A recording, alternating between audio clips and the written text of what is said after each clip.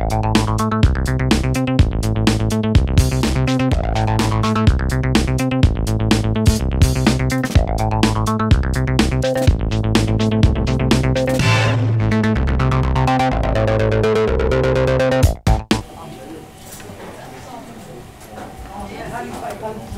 fait, j'ai démarré avec un bac littéraire que j'ai passé en 2009 et réussi en 2009. Et en fait, je ne savais pas trop quoi faire, donc ma mère m'a posé un ultimatum. J'ai essayé de trouver quelque chose et finalement, le restaurant dans lequel on a célébré notre réussite au bac, il cherchait quelqu'un, donc j'ai postulé et on m'a proposé un CAP. Au départ, je pensais que le métier de service était simplement poser des assiettes sur une table et que ça s'arrêtait là.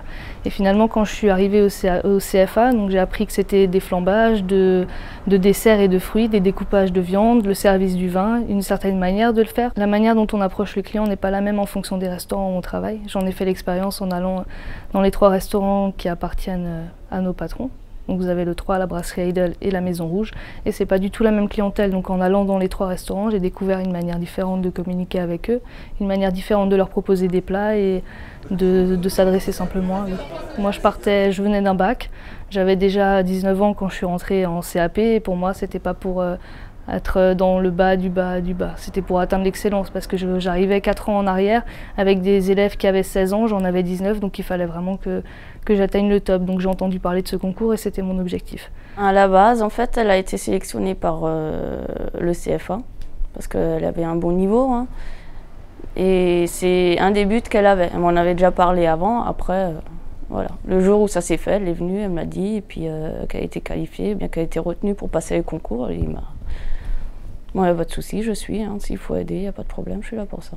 On a fait énormément de choses. On a été voir des viticulteurs qui nous ont fait la visite de leur cave, qui nous ont expliqué comment se passait la fabrication du vin, les vendanges et tout ce qui va autour. On a rencontré le fromager de Colmar qui nous a permis d'aller dans sa cave d'affinage, prendre des photos de tous les fromages. J'ai été voir des fleuristes également pour voir comment on faisait un arrangement floral de centre de table.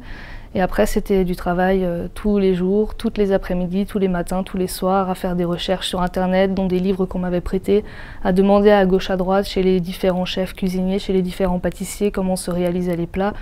Et après, savoir les accords mets-vins, c'est surtout mon professeur qui m'a aidé. Pour les régionales, on avait 1 mois pour préparer un sujet de 18 pages. Donc elle m'a fait toutes les recherches, j'avais plus qu'à ressortir ce dont j'avais besoin et à l'apprendre. Donc ça m'a déjà énormément aidé.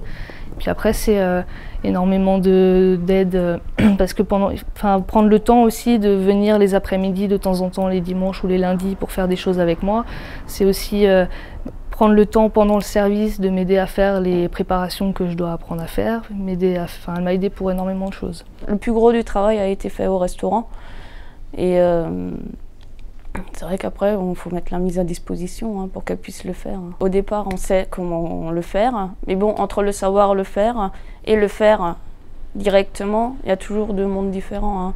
Elle maîtrise les choses maintenant, donc maintenant à force de l'avoir fait aussi, donc je pense pas que si elle se loupe, c'est vraiment stress à mon avis. C'est la course contre la montre. Il faut avoir fait les recherches suffisamment tôt pour après avoir le temps de les apprendre. Il faut aller à droite, à gauche pour avoir les réponses à nos questions. Il faut fouiner un petit peu partout et donc c'est un peu la course.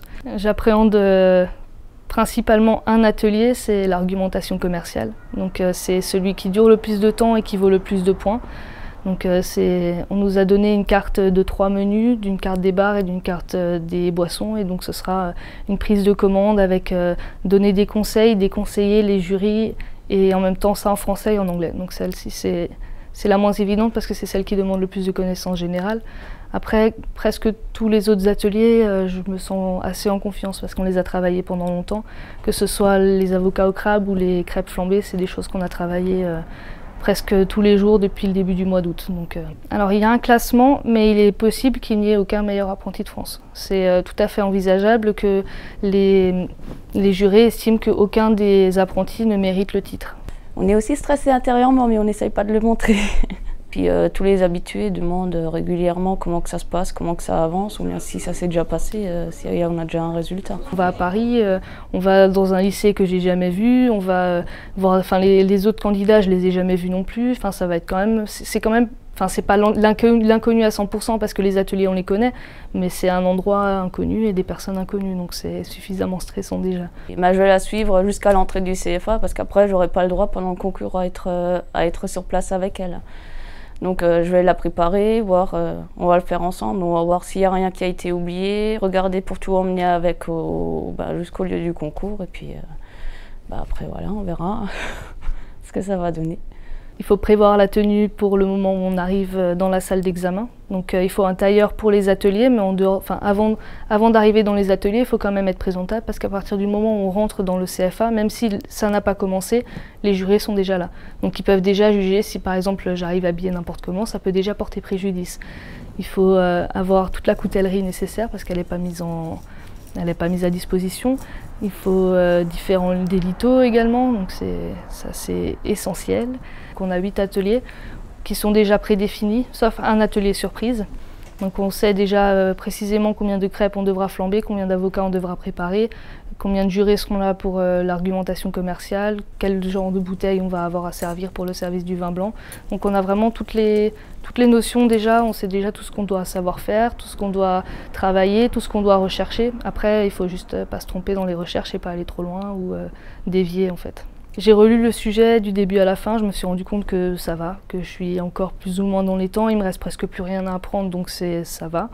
Mais là maintenant je vois qu'on est presque au départ, donc la peur de stresser trop pendant l'examen, la peur d'oublier quelque chose à Colmar, la peur de beaucoup de choses, donc voilà, faut que je rationalise un petit peu et que je me calme avant d'arriver là-bas parce que ça peut porter préjudice aussi.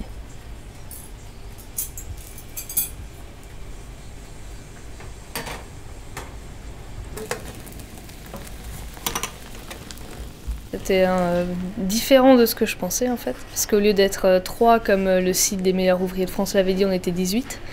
Et en fait ça s'est passé sur plusieurs étages dans un bâtiment qui était un petit peu... c'était un peu un labyrinthe, donc c'était un petit peu compliqué d'aller d'un endroit à l'autre. Et c'était beaucoup plus stressant que ce que je pensais. Apparemment j'étais pas très loin de gagner, parce qu'il y a 2 jurés qui sont venus pour me dire que j'étais passée pas très loin du podium, mais bon, on n'en sait pas plus. Donc cette expérience était très intéressante, très enrichissante, j'ai appris énormément de choses, mais c'était aussi très stressant.